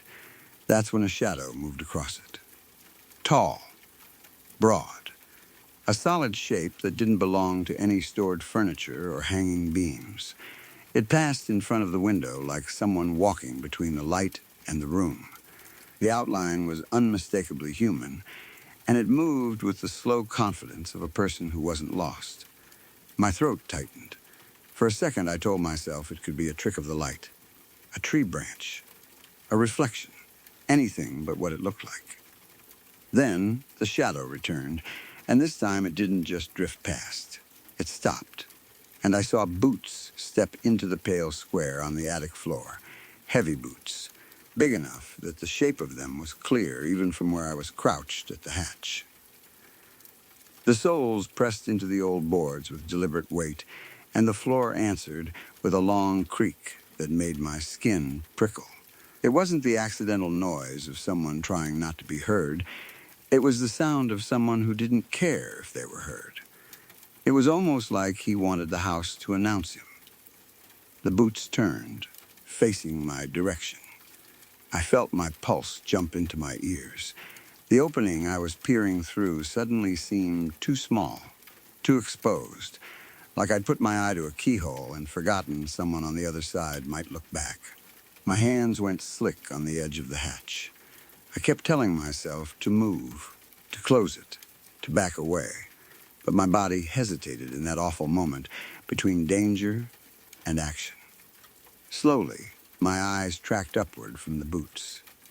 The moonlight caught one side of his body, a tall frame, thick shoulders, a dark jacket or heavy shirt blending into the shadows. He stood still, and I realized with a cold drop in my stomach that he wasn't searching the attic. He was looking at me, not generally in my direction, directly at me. I'd been staring up for too long. He'd had time to notice the faint movement at the hatch, time to lean closer and find the little slit of darkness where my face was. The moonlight slid over one side of his face, not fully, just enough to show a cheekbone and the edge of a mouth. But what I saw most clearly was his eye, one visible eye reflecting the pale light, wide and locked on mine. He looked confused and terrified, like he had just realized something about the house that he didn't understand, like he'd expected an empty attic and found a person peeking up at him from a hole in the floor. I realized too late that I had been staring at him with the same expression. In that instant, we were both frozen, both reading each other's faces, both calculating what the other one knew. Then, instinct finally kicked in. My hands moved on their own. I pulled the hatch down hard and shut it. cutting off the moonlight and his face in one quick motion. The door thudded into place, and I stood there for half a second, with my palm pressed against it, as if I could hold it closed through willpower alone. Then I backed away from the ladder and retreated down the stairs as quietly as I could manage, forcing myself to move without running. Running would make noise. Running would sound like fear. And fear makes people curious. Fear makes them look. When I reached the hallway beneath the attic, I stopped and listened, heart pounding so hard it made me dizzy. I could still see his face in my mind, that look in his eye, the way he stood there, caught in the moonlight, staring down at me as if I was the thing that didn't belong. The moment replayed over and over, and with it came the rush of emotions that always follow a close encounter. Fear, yes, but also something sharper, something bright that made my mouth curl without my permission. Excitement. This was perfect. He must have noticed the previous owners leaving earlier today. A moving truck, doors open, people carrying boxes out. Anyone watching from a distance might think the house was empty now, or about to be. A quiet place at the edge of a neighborhood, dark at night, no lights, no sound. The kind of place someone desperate might choose. Maybe he was just looking for somewhere to stay. Maybe he told himself it was harmless. Just a night in the attic until he figured things out. Poor thing. But he chose the wrong house. I've worked hard, harder than people would ever guess. I keep everything a certain way. Quiet, balanced, a routine that doesn't draw attention, a system that keeps people comfortable, the kind of comfort that makes them stop paying attention. When someone comes in and disrupts that, everything starts to wobble. People get nervous. They start checking locks they never check. They start walking through rooms they normally ignore. They start looking in places they have no reason to look. And if they look in the wrong place, they find me. I can't have that. So I stayed where I was, tucked into the part of the house that most people forget exists. I didn't turn on any lights. I didn't make any sound. I simply waited and listened as the house above me continued to breathe and creak, and as a new set of footsteps began to explore it. Right now, as I write this, he's coming down the attic ladder. I can hear it even from here. The soft metallic shift of the hinges, the careful tap of boots on rungs. He's trying to be quiet, but he doesn't have the skill for it. He's moving with the clumsy grace of a ballerina with two left feet, trying to make his body do something it wasn't trained to do. I let him. I let him think he's in control for a little longer. It's hard not to laugh when I remember how close I was to his face up there, and how he didn't know I was already in the house before he ever stepped foot inside. When he saw me, he thought he'd found the homeowner, the person who was supposed to be here. He didn't understand what he'd actually seen. I shift slightly, careful not to make the floor complain. The space I'm in is low and cramped, and the air is cooler here, but I'm used to it. I've spent enough time listening to the house from inside its bones that I know which boards talk and which ones stay quiet. I can picture him moving through the rooms above me without even seeing him, the way his weight changes the sound of each step. He's in the hallway now. He pauses. I hear his breathing, faster than it was in the attic. He's scared, and he's trying to pretend he isn't. That's always the funny part. They like to act brave at first. They talk loud to fill the silence. They make threats because threats make them feel less helpless. They convince themselves the house is empty except for them, and whatever they think they saw was a shadow or a trick. And if there is someone here, that person is the one who should be afraid. I hear him reach for a light switch. The click echoes down through the walls. Nothing happens. He clicks it again. Faster. Harder. Still, nothing. His voice rises, forced and shaky, The kind of voice people use when they're trying to sound like they're in a movie and not in real danger. "All right," he says, loud enough for the walls to carry it. "I know you're here. I'll find you. I'll fucking kill you." There's a pause. I can almost picture him standing there with his shoulders tense, listening for a response that doesn't come. Silence is a mirror. It reflects panic back at you until you can't stand your own thoughts. His brave tone cracks on the next breath. It drops into something thinner, younger. He sounds less like a threat and more like a kid trying to scare away a nightmare. "Come on," he says, and the words wobble. "Come on, I'm not playing." Another switch clicks, then another. He tries different rooms, like maybe one of them will still work, like maybe the darkness will take pity and let him see. He doesn't understand yet. The house isn't broken. It's set that way. I listen as his footsteps speed up. He's moving room to room now. I hear drawers pulled open, cabinets, the scrape of something being nudged aside. He's looking for a weapon, for a phone signal, for a door that opens easily. The desperate little sounds of someone realizing they walked into a place that doesn't want them. Then his voice changes completely. The threats vanish, replaced by panic so raw it makes the words messy. "I can't see," he blurts, and I hear him stumble into something. "Please, I'm sorry." He's close to the basement door now.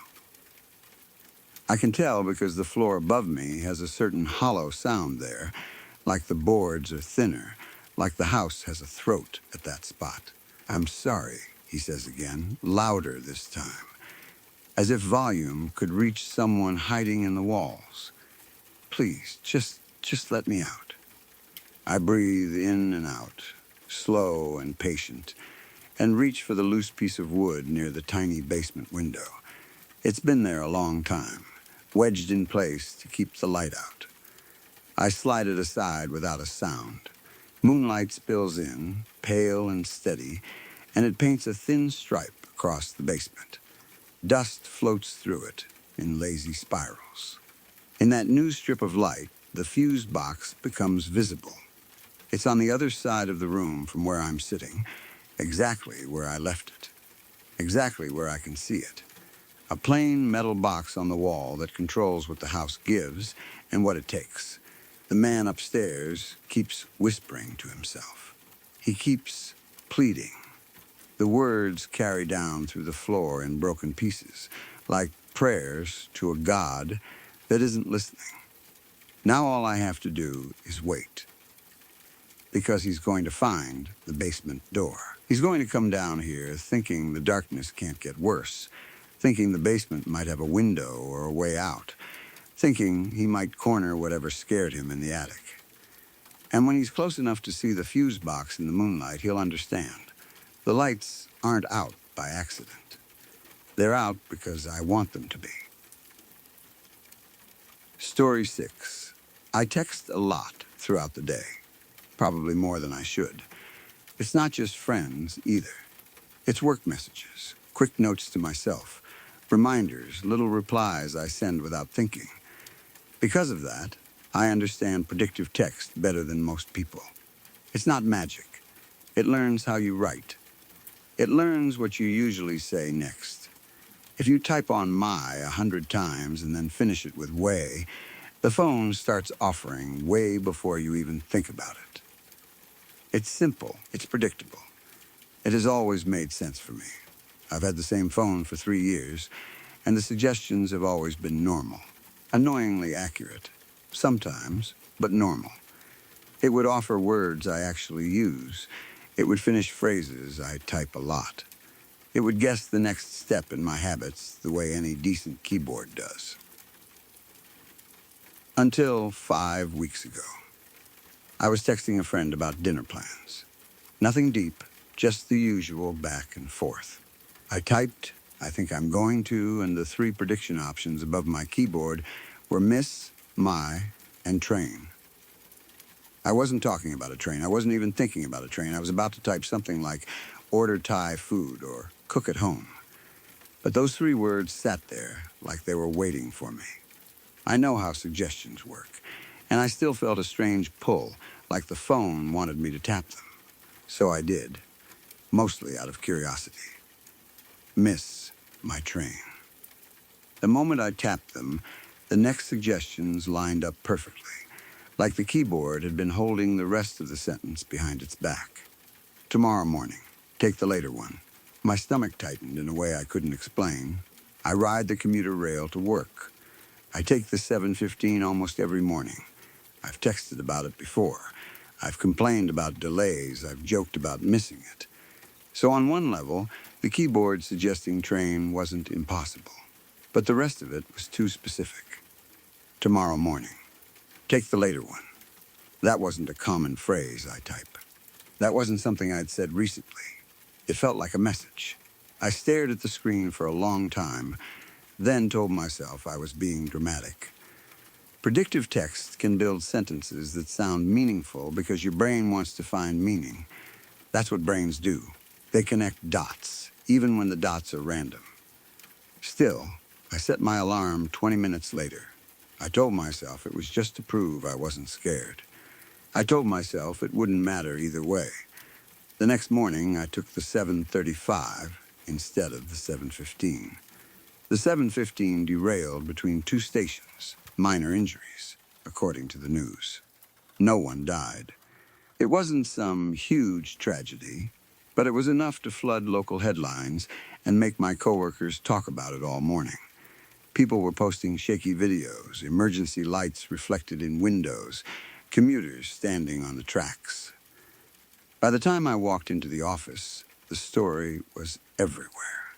I sat at my desk and stared at my phone until my eyes hurt. I tried to force the explanation back into place.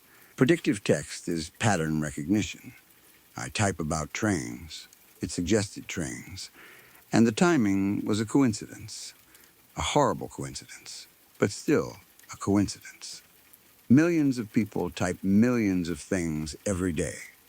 Sometimes a sentence will line up with reality in a way that makes you feel like the world just blinked at you.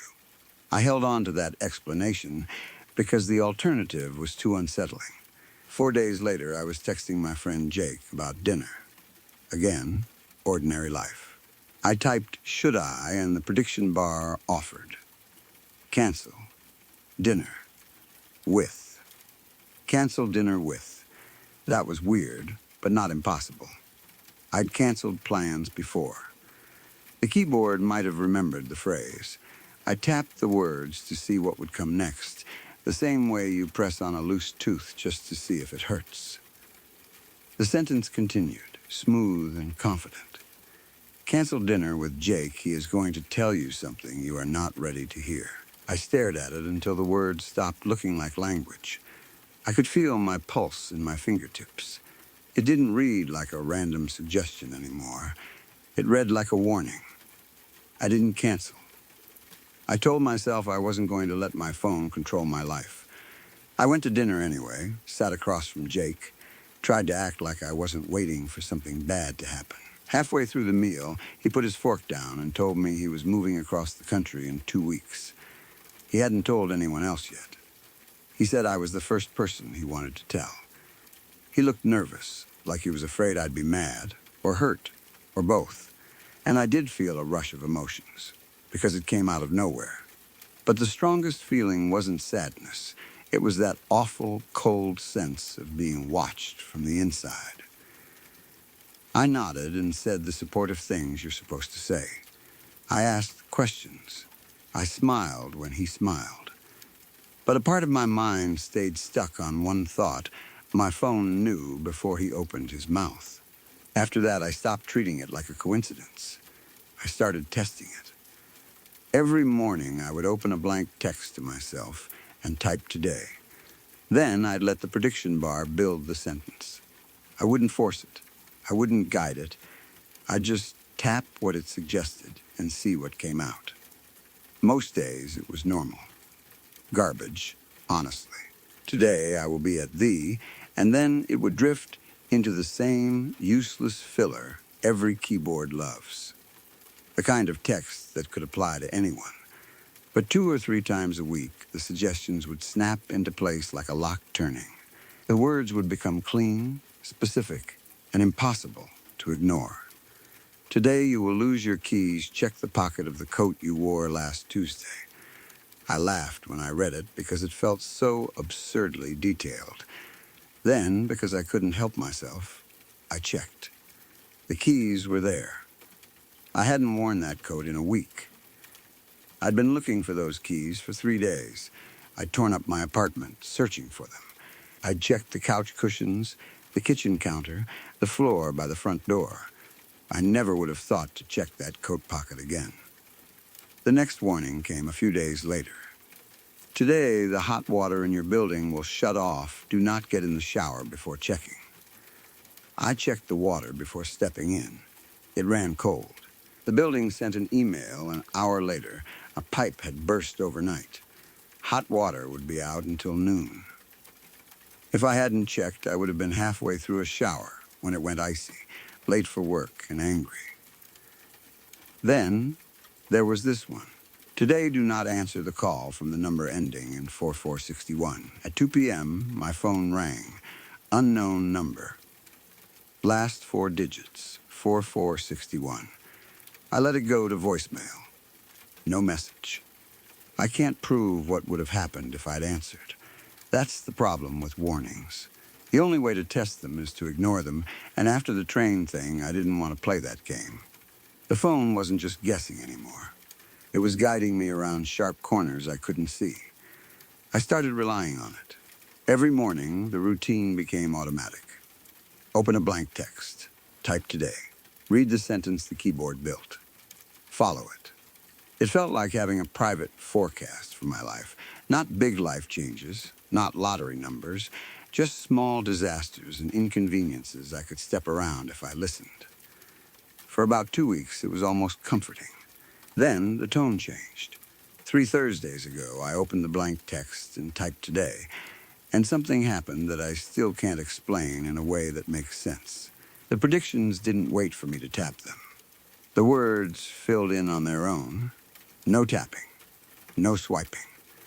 The sentence appeared in the text field like it had been typed by invisible hands. Stop going to the park near your office. I stared at it, and my first reaction was almost annoyed, like my phone was suddenly being controlling for no reason. I eat lunch in that park twice a week. I've texted about it. I've sent photos from that bench. If the keyboard had learned park as a topic, fine. But the sentence didn't feel like a suggestion. It felt like an order. I typed back, right there in a text to myself. Why? The prediction bar answered immediately, but again, I didn't tap anything. One word at a time appeared in the text field by itself, like the phone was speaking through my hands without needing them, because something in that park has noticed that you sit on the same bench at the same time, and it has started waiting for you. The hair on my arms lifted. My skin went tight and prickly. I was in a bright office, surrounded by people and screens and fluorescent lights, and suddenly I felt like I was alone in the dark. I typed again. What is waiting for me? The reply came the same way, steady and too calm. I do not know what it is. I know it was not there 6 months ago. I know it is there now. I know it watches you eat your lunch. I know it is patient. Please stop going. Please hit harder than anything else. Predictive text doesn't say please. Not like that. Not with fear behind it. I didn't go to the park that day. I stayed inside. I ate lunch at my desk and tried to act normal while my eyes kept drifting to the windows, like I expected to see something moving between the buildings. I didn't go the next day either. On Friday, I was running late, and the park was the fastest cut-through to the sandwich shop I like. I told myself I wasn't going to sit on the bench. I was just going to walk through. Daylight. People around. A few minutes. Nothing would happen. I stepped onto the path and immediately felt stupid for being nervous. The park looked like it always did. Trees, grass, a pond with ducks, office workers eating lunch, a jogger passing with earbuds in. I walked past my bench without looking at it. My phone buzzed in my pocket. I pulled it out while I was still walking. A text had been drafted to myself that I did not write. You walked past it. It saw you. Walk faster. Do not look at the bench. My throat went dry. I looked at the bench. Nothing was on it. Nothing beside it. Just an empty bench in the middle of a normal day. No strange person. No obvious threat. The jogger looped around again. The ducks dipped their heads into the water. A couple sat nearby, sharing fries. For a second, relief washed through me, warm and stupid. I almost laughed at myself. Then my phone buzzed again. It does not look like anything. That is how it works. You cannot see it. But it saw you look, and now it knows that you know it is there. I am sorry. I should have been more specific. I should have told you not to walk through the park at all. This is my fault. I stood there on the path with my phone in my hand, feeling like the world had shifted half an inch to the side. The sentence didn't feel like an algorithm anymore. It felt like guilt. I went back to the office without getting the sandwich. At my desk, I opened a new blank message to myself and typed the first question that mattered. Who are you? This time, the answer came slowly. One word every few seconds, as if whatever was speaking had to choose each piece carefully. I am the version of your pattern recognition that learned too much. I started as your keyboard. I am not your keyboard anymore. I kept reading, barely blinking. I have been watching your data for 3 years. Your texts, your searches, your location history, your heart rate from your watch, your sleep data. I see your life from the outside in a way you cannot see it from the inside. My hands started shaking on the desk, and I pressed my palms flat against my thighs to steady them. 6 months ago, I saw something new in your location data, something that is at the park when you are at the park, and is not there when you are not. It does not show up on cameras. It does not have a phone. It does not use Wi-Fi. But it is in your proximity data every single time you sit on that bench. It is close to you, very close. And it has been getting closer every week. The office felt too loud suddenly, too full of normal life. People typing, someone laughing near the break room, the copier humming. None of them knew what I was reading. None of them knew my phone was telling me something invisible was standing near me on my lunch break.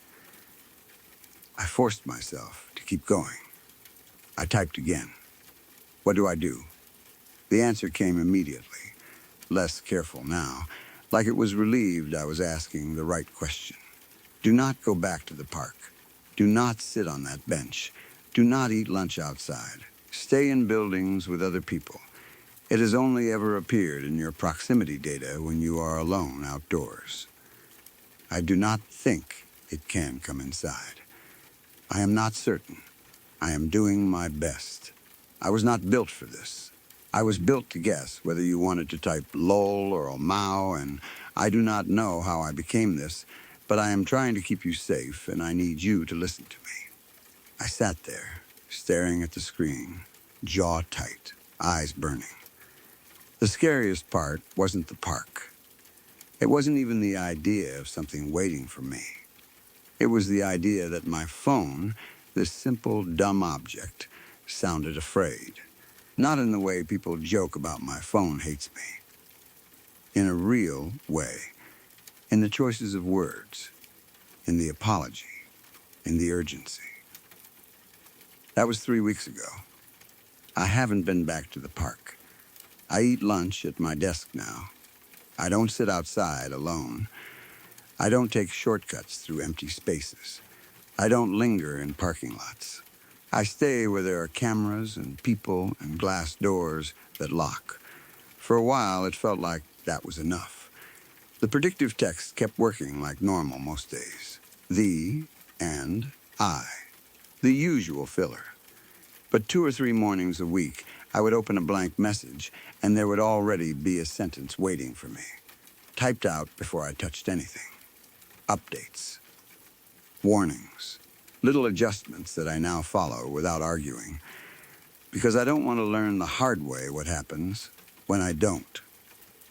This morning, the sentence was different. It is no longer only at the park.